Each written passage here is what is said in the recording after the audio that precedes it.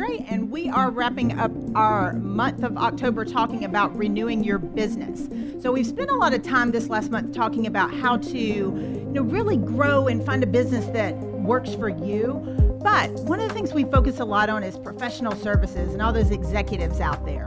What we haven't talked about is what if that business or that idea or that passion you have doesn't line up with the norm, or that doesn't line up with what they are telling you should do. So I brought in my friend today, Matt Steele, to help me with this. Matt is the host of Trucks Gone Wild, Dirty Motor Trucker, and the Trucks Gone Wild, Dirty Motor Trucker, and Truck You, which is on Motor Trend Network. So totally different than what we're used to. I'm excited to have you with you today, my friend.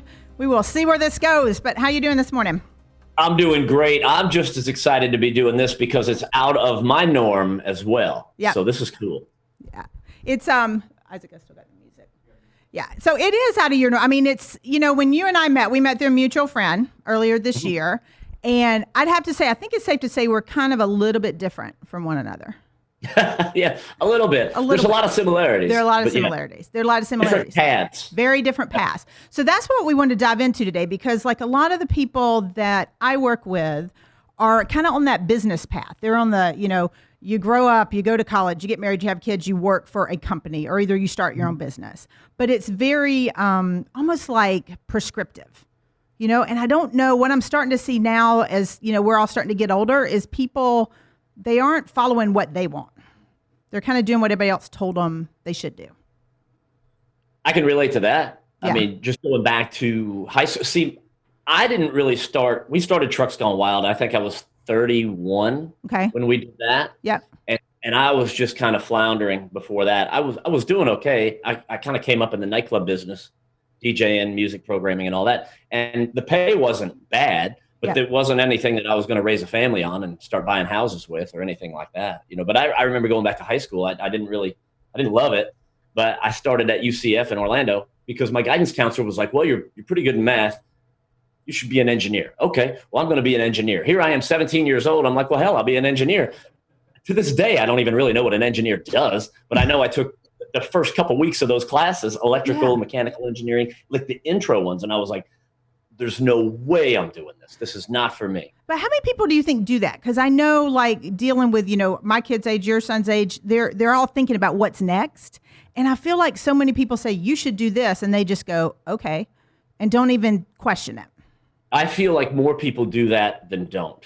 And I think that's a problem. I don't know. It lends to a quality of life issue. And as you said, you can go to the college and then buy the house and start the family. And all of a sudden, I know a lot of people who have come up in a certain career.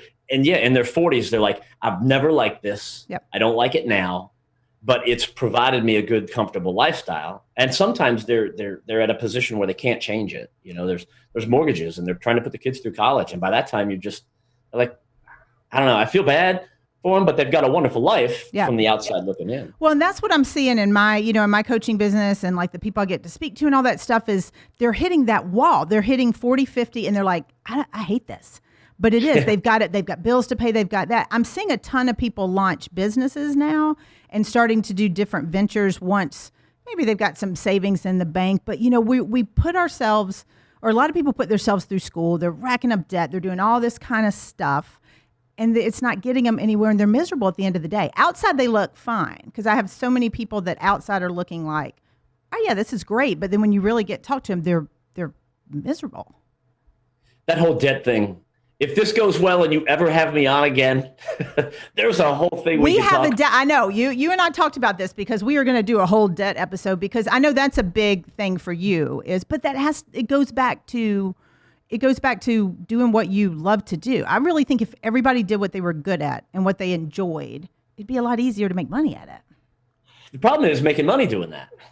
Yeah. And then there's that adage that people say, I love to hear, well, if you love what you do, you never work a day in your life. I'm like, listen, I've loved what I've done for a long time. I've been working my butt off for like 20 years. Exactly.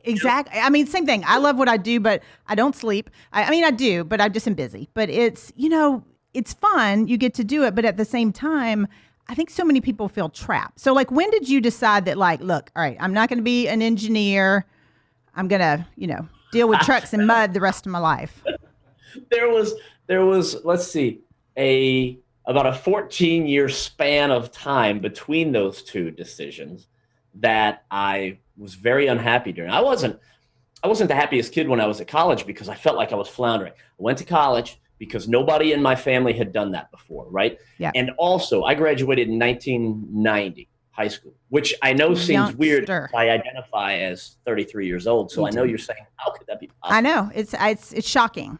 But that was, too, back then, it was pounded into your head. You have to go to college or you literally have 0% chance of ever being successful in your life. That's what was. For sure. And I think that's wrong. I think it's totally wrong. Terrible. Yeah. It's absolutely terrible. And I grew up, I don't know if I was on the upper side of lower class or the lower side of upper class, right? I don't know. I still can't figure it out. I asked my mom today, I'm like, Mom, what were we? She's like, yeah, I don't really know. But I had to get good grades in high school because there was no way I was going to college if I didn't get scholarships. Right. Well, I got the scholarships, went to college, 2 weeks in, screw this engineering thing. Then I shifted over to business. That wasn't working out so good because I was like, sure, I can take accounting 1 and 2 in one semester. No, that didn't work out. So I lost a semester there and I ended up losing a year. And then basically about 2 or 3 years in, it was like, what is the easiest way I can just get out of here? Yeah. And I figured out it was organizational communication and I could give speeches. Nice. They're like, well, a lot of people don't want to do these classes because you have to give speeches. I'm like, sign me up for all of those. Okay, I didn't know that. That's the speech background there. Okay, all right. Well, what happened was I didn't really like doing research, and I figured out, I'm the youngest of 3 boys, so I've always had to kind of figure out the situation. Right. And it was kind of like, well, look, all these other people that I know are paranoid about giving speeches, and I don't mind doing that, but they don't mind doing research, and I don't really want to do that. So it was all total quality management and groups. That's what they were teaching at the time. I don't know if they're still teaching that. I don't think they are, because I feel like people get on a path and then they just take whatever they tell you to take. Because I feel like most people aren't listening to what it is they enjoy. Like, they just say, oh, I hate giving speeches, but I have to take speech class, so I'm going to take it anyway.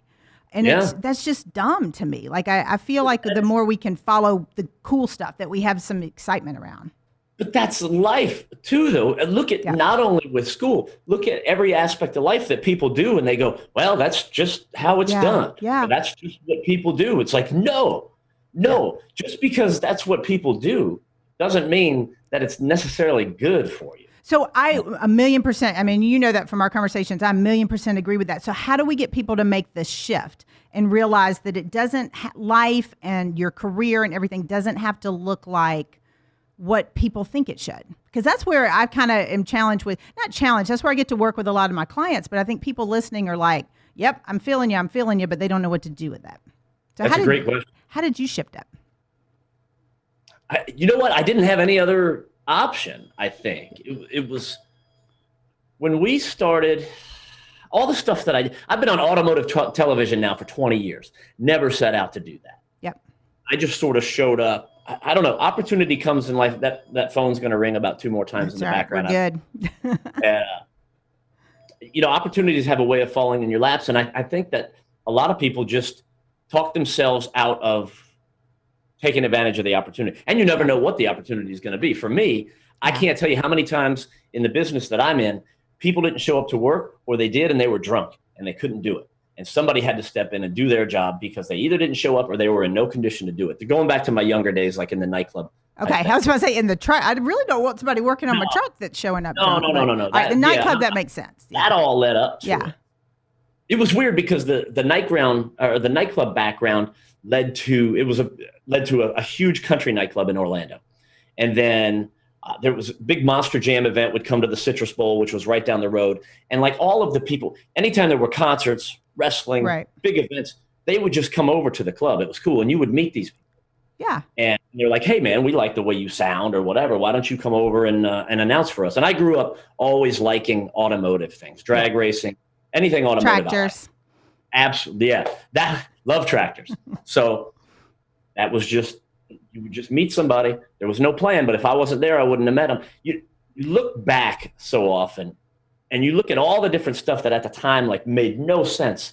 And you look back and it strings it all together. You're like, wow. So that's pretty much why that happened. I mean, you can call it fate, you can call it being in the right place at the right time, whatever. But I think so you had said two things that really stood out to me. One was that you were there.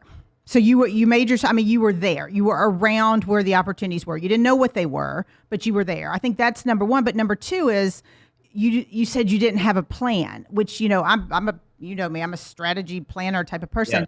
You didn't have a plan. And I feel like that's the opportunity that so many of us miss because we grow up thinking, here's your plan. What's your plan? My brother says this all the time. He's got this 5-year plan. He always has since he was 10 years old. And I feel like if things don't exactly follow the plan, people just say, it's not for me. And that's where we're missing opportunities. I think plans work for some people. And right. But you have to be willing to deviate a little bit. You do. You have to be able to step out. I don't know. It's kind of like, I remember when we started Trucks Gone Wild. Trucks Gone Wild is the company that I own with two buddies of mine. Yeah. And basically we're a motorsports promotion. So, all right. So let me, for those of you listening that I've never been to an event, you've sent me some videos. I've seen this, but for people that aren't familiar with Trucks Gone Wild, it's not like a motorsport. It is a massive, like there is a lot of really big trucks and a lot of mud and a lot of. It's a party. It's a big party and a bunch of mud. There's a lot of bathing suits. There's a lot, but it is literally like a big party. So when I first saw it, because I had no idea, I was like, oh my God, somebody's making a lot of money doing this. It was great, but the people were having so much fun. Like those videos are insane. Oh, they love it. They love it. You just play. It's outside. Yeah. So cool. But from 4-wheelers to your side-by-sides, which is like your Razors and Rhinos and all that, to big trucks, to dune buggies, to everything in between. And it's all different. We go over basically Mississippi River east, south to north in the U.S. And then we do one up in Saskatchewan with my buddy in Canada every year. Back in the day when it started, my business partners and we all got together. Like I could get in front of the camera or record radio commercials. My other business partner is like a fabricator builder. He had a shop. He can build anything. It's like, hey, dude, we need a metal piece that's going to look kind of like this and have holes drilled here. No problem. It's done in 5 minutes. And my other buddy was like the technical guy. He could do everything behind the scenes, run all the studio stuff. He went to Full Sail in Orlando. So he was like a sound studio guy. Full Sail's huge for sound. Yeah. Yeah. The three of us, we realized when we started this company, you couldn't afford a mechanic to come work for you on a startup. You couldn't afford to pay a host, and you couldn't afford to pay a guy in the background making sure everybody looked and sounded good. So we just did that ourselves. And that was how we did it. So if anybody wanted to come in and do what we were doing, they had a lot of money out where we were just strapping it. And I don't know, it just grew and grew and grew. And I don't know really where I was going with that, but my point was that didn't exist before we did it. Right. And we started out just as fun, and then it escalated. Well, and I think that's an opportunity. Like follow your passions, follow what's excitement. Sometimes it's going to work out on a big scale like this did, but other times it may not. But I feel like so many times people get stuck in this monotonous rut where they're just like, I clock in, I clock out, I clock in, I clock out, and it's just no fun.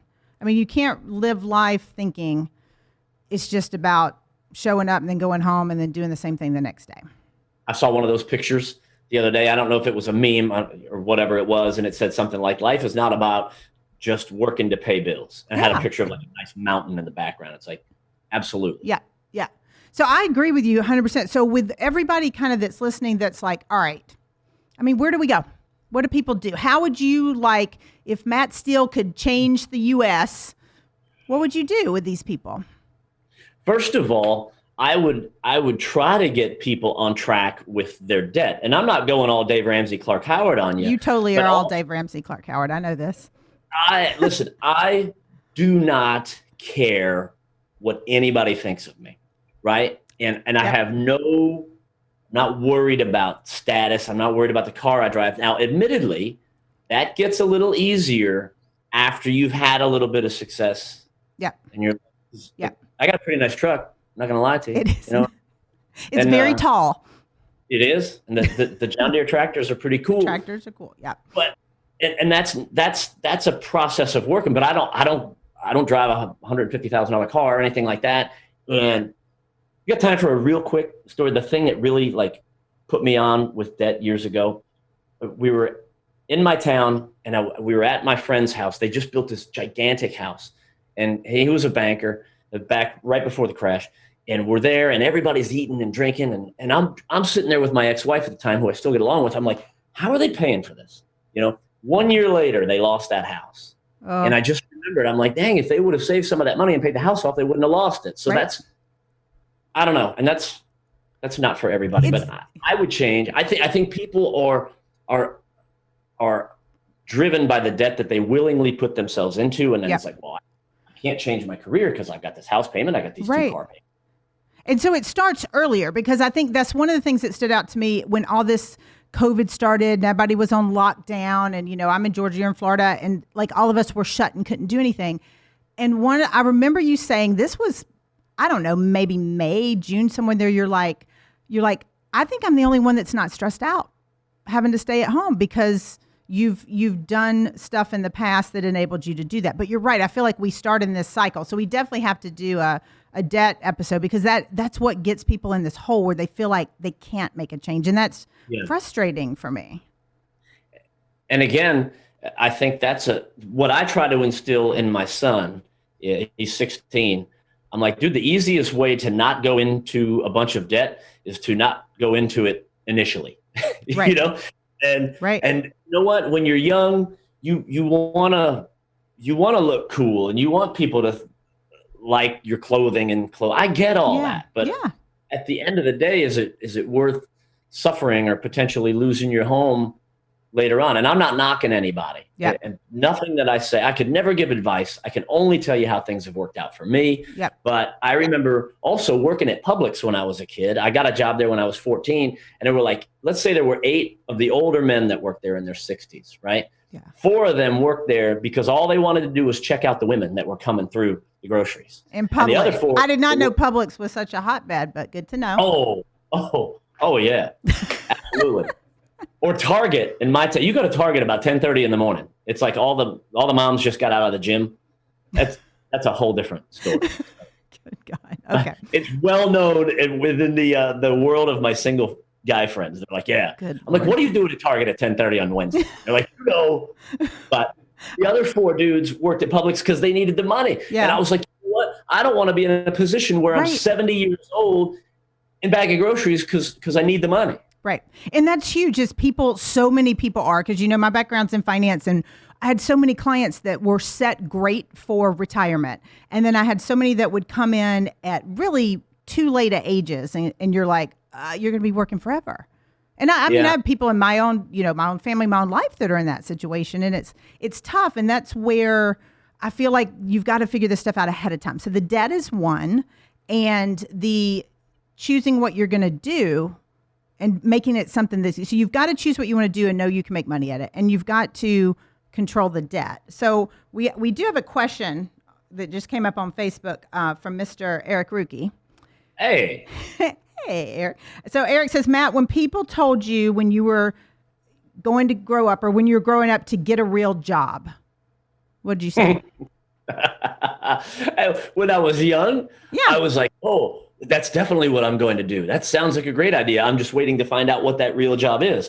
And now, and about halfway through, probably in my 20s, I was like, ugh. I was like, the heck with that. And then by the time I was in my early 40s, I was thankful that I never got one of those. So well, all right. But you work though. I think so. There's a caveat to this too that I want to make sure that people aren't missing. Is I do feel like you can find something you're excited about and enjoy. Like for you, it's it's the trucks, it's automotive, it's a lot of mud, things like that. At the same time, you have to realize that opportunity needs to be able to pay the bills and allow you to save, so you don't get being stuck. That is where. It's funny. I feel like I'm like the conversation that you and I are having. I have it in a different way with my son because I don't want him to grow up and be in a job that he hates. Right. No. Right. The problem is you're doing something that you love, and typically that doesn't start making money right away. Right. So you've got to be doing something else. So that goes back to that whole multiple streams of income type thing. Yep. And what happens, and I've seen this with friends of mine. They'll be out of work or something, and a job will come along, and they're like, well, I'm not doing that job. I'm like, you're starving. You pretty much need to do whatever you can. And they're like, well, I'm not doing that job. Well, somebody else will come along and take that job and be happy to have it. So, right. But that goes to work ethic. And I know this about that is one thing you've instilled in your son is work ethic.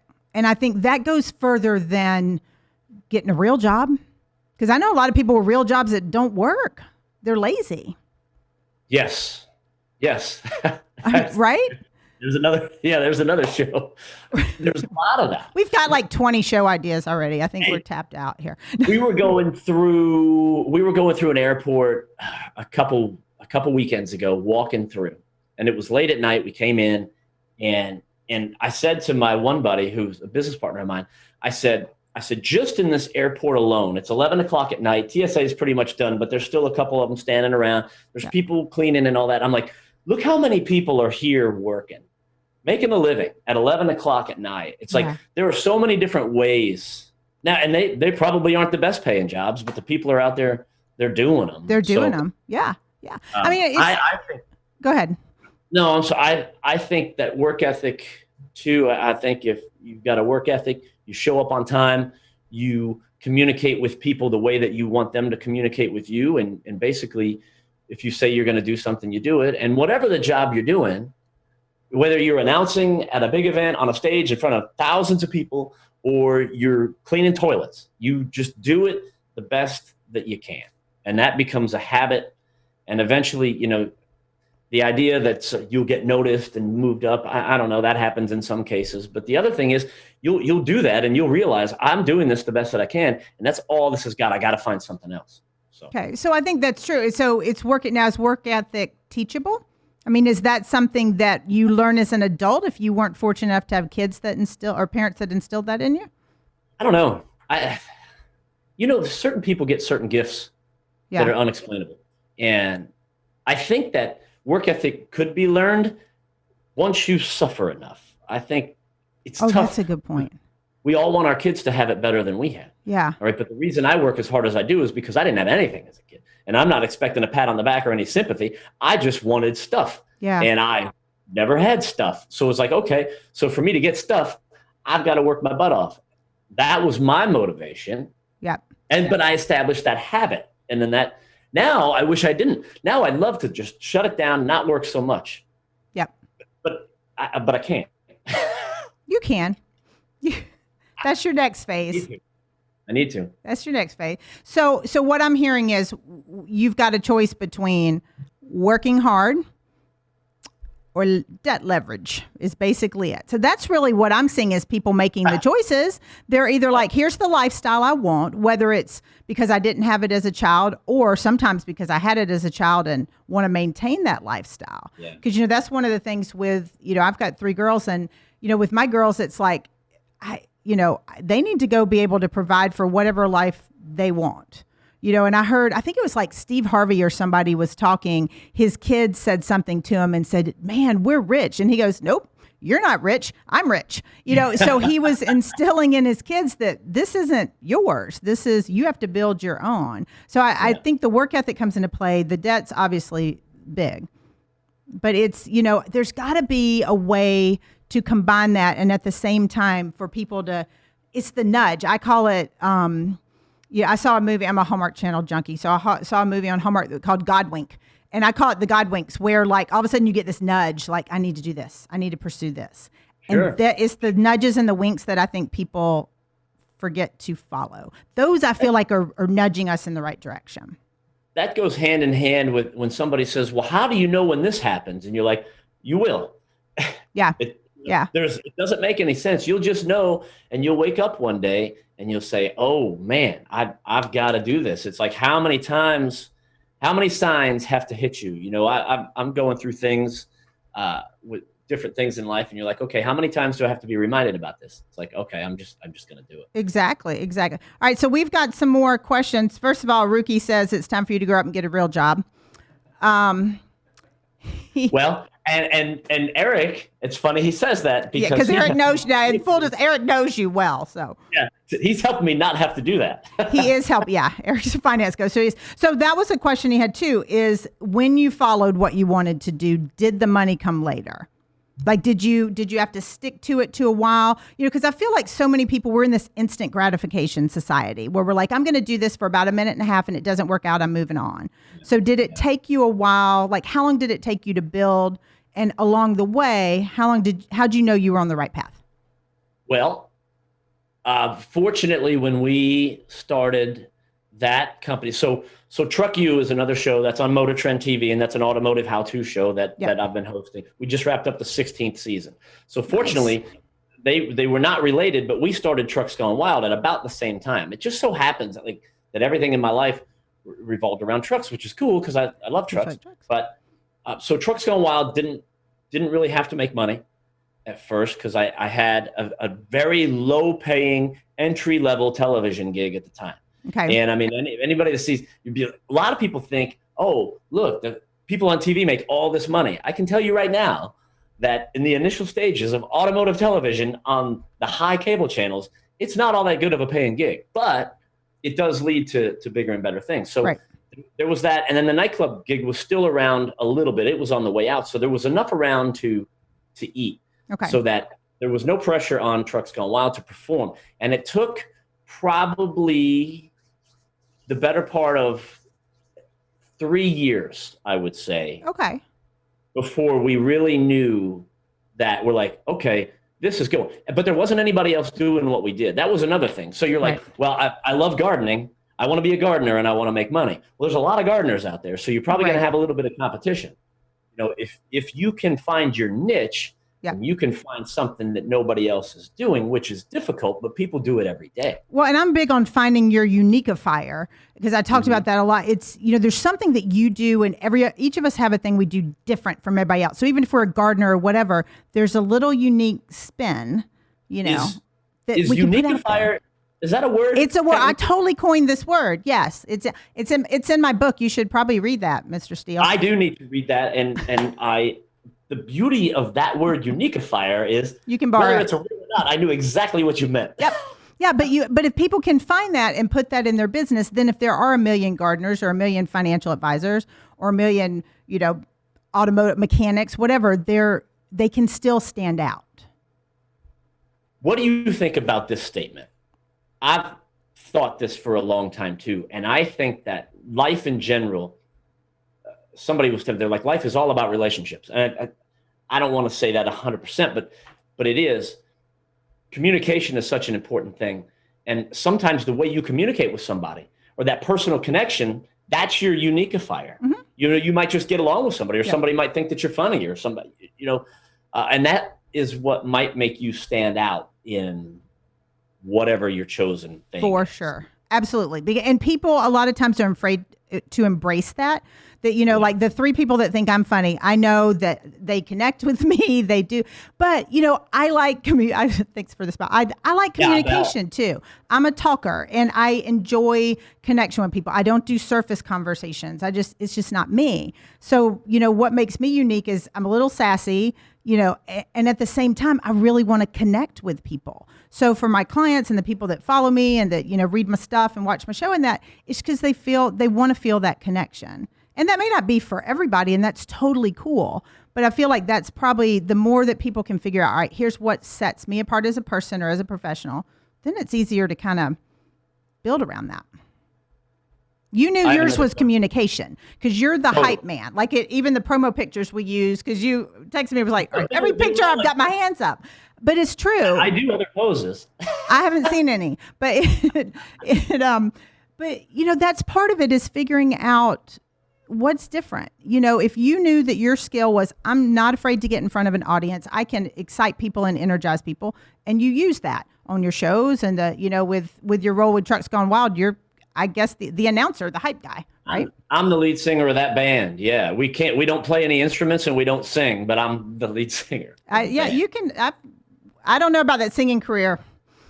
No, probably not. Probably not. Oh, you know what though? Here, I was going back to, in my younger days when things were kind of building to, this is way prior to Trucks Gone Wild. This is nightclub time. So this nightclub called 8 Seconds in Orlando had a bull riding arena in the back. Real bulls, real cowboys, the whole bit, every Saturday night. Like it wasn't mechanical. I'm talking real bulls. So Wait. Real, like, legit live bulls? Yeah, like hairy, big, heavy. Oh, okay. Big, Bless. Okay. swinging around, could throw you over the fence. Yeah. Okay. Real ones. So they were doing this every Saturday night. They had an issue with the guy who was the announcer. From the time the club opened, I handled all the radio commercials, the DJs hired all that, right? I would announce everything there, except the bull riding, because I didn't know anything about bull riding. I'd never seen it. Even at the club, I never went back and watched it. Well, they had an issue with him. They fired him one Saturday night at like 6:30, and bull riding started at, let's say, 10 o'clock. And they're like, "Hey, Matt," they're like, "You're announcing bull riding tonight." And I'm like, "Yeah, I don't know anything about announcing bull riding." They're like, "Yeah, you'll figure it out." I'm like, "Okay." So I went up there and I sat on a post. And fortunately, I had a guy sitting next to me who was one of the judges who knew, he was a rodeo cowboy guy. He knew everything about it. So he was kind of helping me out. Right. Like that. I didn't know anything about it, but I knew a lot about pro wrestling. And that's what I talked about. And I had the whole crowd laughing. And I had two cowboys come up to me at the end of the night. They go, "Dude," they go, "you're the best bull riding announcer I've ever heard in my life." I said, "I've never even seen this. I don't know anything about it." But that is what I'm talking about. It's like, look, that's an opportunity. Yeah. I could have just as easily said, "No, guys, I'm not going to do it." Yeah. But I got nothing to lose, and it's something else I've never done. I think people are afraid to try things that they've never done, and not speaking in front of people, but it could be anything. It'd be like, "Hey, we need you on this project." Yeah. Well, I've never done it. Figure it out. And I think that's the thing is I totally agree. And, you hear all this time, fake it till you make it. And I disagree with that, because what you did with that, you didn't fake it till you made it. You were you. And that's what caused you to make it. So I feel like we teach people fake it till you make it. That's wrong, really crappy advice for folks. If they can just say, "All right, I'm going to try it. I'm going to overcome my fear. I'm going to give it a go. And I'm just going to be me in whatever setting that is." You learn the rest of the stuff as you go along. I think that may be the best point that we've come up with yet so far. And it's early too. Look at this. It's in the morning. I've never thought about it in that perspective that you've said, because fake it till you make it. Yeah, it rhymes. It sounds great. Yep. But yeah, when you pick it apart like that, you can tell when somebody's faking it. I can tell. For sure. Like, look, yep. As doing what I do for a living, I am hypercritical of live event announcers. It's a sickness. My friends are like, "Dude, just shut up." Yeah. Well, he should be saying this. I'm like, he could have said that a little louder. He's holding the microphone. I'm like, I annoy myself. Well, right? But I think any of us that do communications of any style do that, because I know, and we're not getting political, but I know during all of the debates and all of the conventions and everything, you and I were texting each other, and it was more about people's performance and verbiage and language and body language. Like, we're hypercritical of things like that. Yeah, it was really had nothing to do with the subject matter. It really didn't. No. Look at him. What are they doing? But it's true. You've got to embrace what you're uniquely qualified to do and grow on that. Don't stop growing, but embrace that part. Yep. To this day, I announce so many things. So Bruno, my co-host on the Truck U Show, which is the one on Motor Trend TV that we just wrapped up the 16th season. I know. 17th. You said that. That's good. That's good though. I'll say it again. No, that's a long time TV run. Like, we're almost to Simpsons level at that. It is. And you start Googling that, you're like, longest running TV shows, you're like, wow, it's pretty neat. Yeah. And what we do, like, I put up a little picture of he and I last week. You saw it in comments. It was like, "Hey, we're wrapping up the season." The nicest thing that we heard, because we're legit nice guys. We're like total good guys. You get, and in that you get taken advantage of a little bit here and there. But the nicest thing people say, they're like, "We appreciate the back and forth. We like the back and forth that you guys have on that show." That means more to me than, "Yeah, you guys really do some cool stuff," because we just do regular stuff that people can do in the driveway. We're not saving the world. Right. We're not building anything crazy. We're putting bumpers on. You know what I mean? And it's cool, but we're showing people that anybody can do this. It's like, look, a lot of you won't step out of your comfort zone to change your own oil, but you probably can if you try. Ooh, yeah, that may be pushing it for my skill set. But with that said, it's what you hit on is the connection piece. And I feel like in a world that is, 24/7, media driven, input out the wazoo, everybody's telling us what we should do. I feel the connection piece is what's missing. And if people can get back to that and figure out a way to do that, whether it's through television or through live events or through speaking or podcasting or whatever, that's where our opportunity is, because people they want to feel heard. They want to feel like they connect to something or someone. And you can build businesses and lives around that. It's funny, the connection thing. I look at that in the world of podcasts, and you look at the big ones out there, like a Rogan, for example. Yeah. He's just having normal conversations with people. And I think that leads to his success. You can kind of relate. I listen to the morning show on the AM station here. I have it on, and it's zoom, traffic and weather coming up in 5 minutes. Zoom, boom, loud music coming Your in. announcer voice just came through so strong. Oh my gosh. But then they're like 540 W, whatever, and then they come on for 2 minutes. Yep. And every morning it's the same thing, this many people were infected with COVID. And it's like they just, it's the shock, it's the loud sound effects, yeah. We'll be back after this. It's like overwhelming. I can't listen to that. Whereas you put on a podcast and it's just people talking. Yep. You're going to get a lot more out of that. And I feel like those are the opportunities that we have to really figure out kind of where life should take us. Like whatever, my thought with people, a lot of times I'll tell clients, they're like, I have no idea what I'm interested in. I don't know what I want to do. And my question is always to them, if you walk in Barnes and Noble, what section are you going to? That's what you're interested in. They sell books there? Yeah, I know. It's a bookstore. Oh, yeah. All right. So if you were to turn on your podcast station, because I know you're not a reader.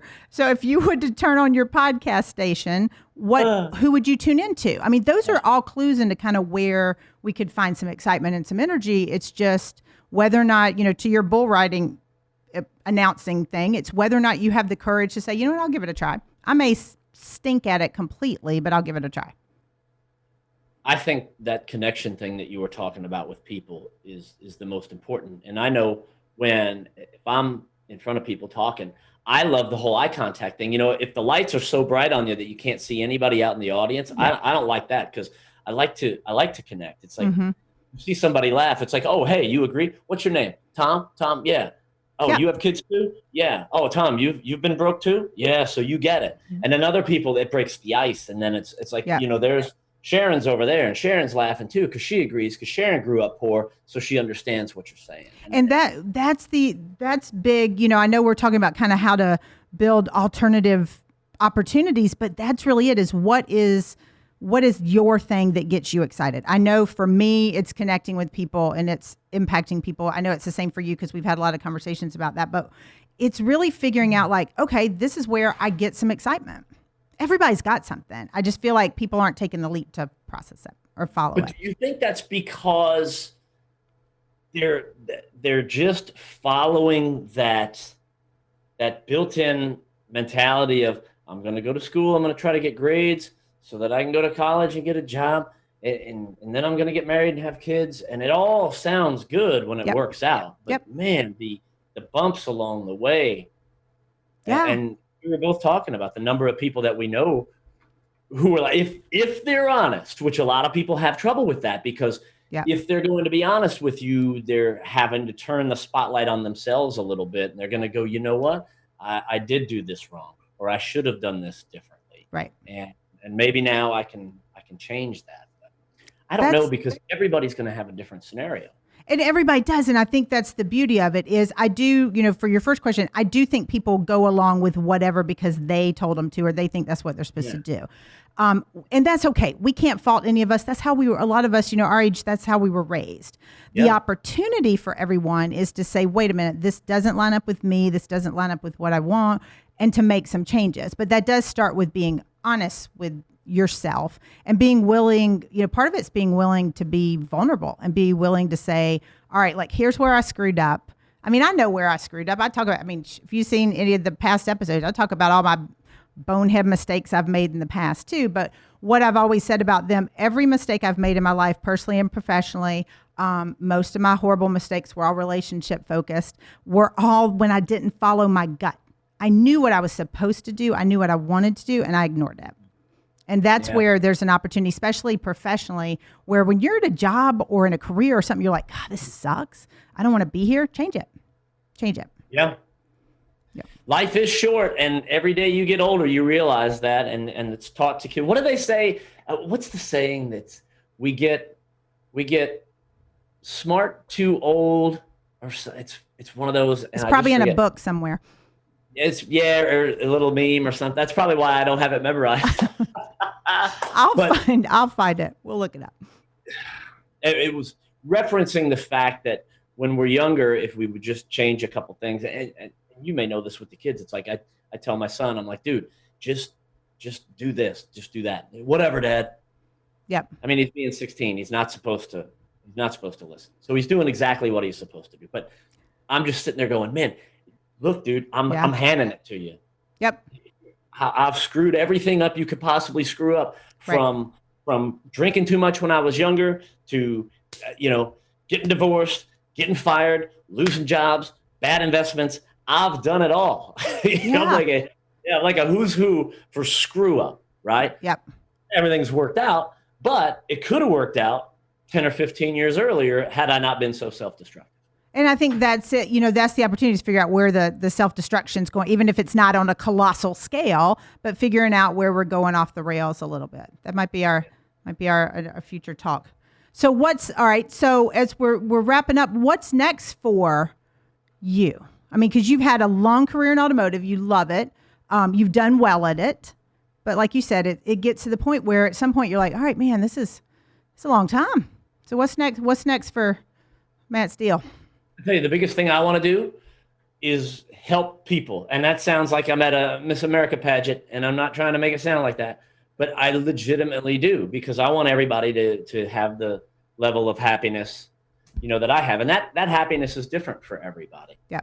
And again, it's not like I'm writing $1 million check or anything like that. This is, I've shown you pictures of my backyard, pictures off my dock. That's all good. The house, nothing special. But the dock on the lake, that's my happy spot. Yeah, yeah. So got that. I've got good relationships with friends, and I've got a great relationship with my ex-wife, and that is one of the best things in the world. Mm-hmm. And I know so many people that hold on to grudges and anger, and that could be another one too. Forgiveness is as much for you as it is the other person. Yep. So I don't know. It's finding what you want to do. It's having good relationships. It's being secure with yourself. And that is going to be different for everybody. But I want to convince everybody that, because people are like, oh, woe is me. This isn't happening to everybody else. Yeah, it is. You start opening up and you're going to realize you are not the only one screwed up. Pretty much everybody's screwed up. Well, everybody's that's so huge. And that's why, because this was totally a loaded question, because I know you and I've had this conversation. All of us we've screwed up. We've been screwed up and screwed over. I mean, all of us have. And the opportunity to share that with somebody else, that's how you impact people, is realizing, all right, everybody doesn't have, a lot of people are putting on a facade. And when you can get real, then that's when you can enact change. That's when you can help other people. Yeah. Because I know you and I we've had some, I'd fair to say, lengthy conversations about life, and about both of us have this big desire to help other people, because there's so much more that everybody could be doing. It's just a matter of grabbing on to what makes sense for you.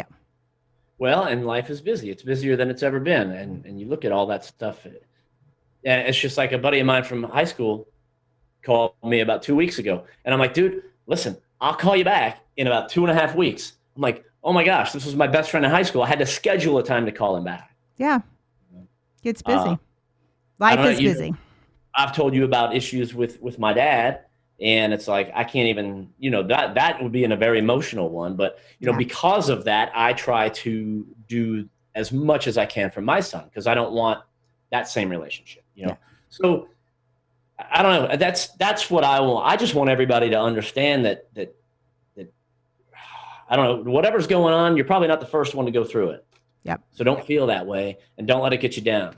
So I love it. I don't know. Great advice. Great advice. All right, my friend.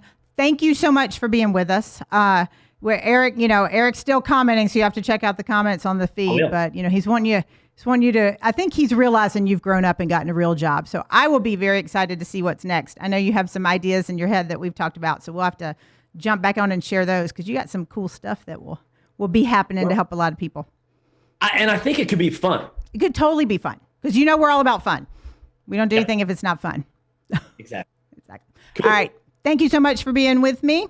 All right, everybody, this is wrapping up our October focus on renewing in your business. And next month in November, we are diving into how to best renew your health and wellness, which also includes your mental health. So we will see you next Tuesday. Make it a great week.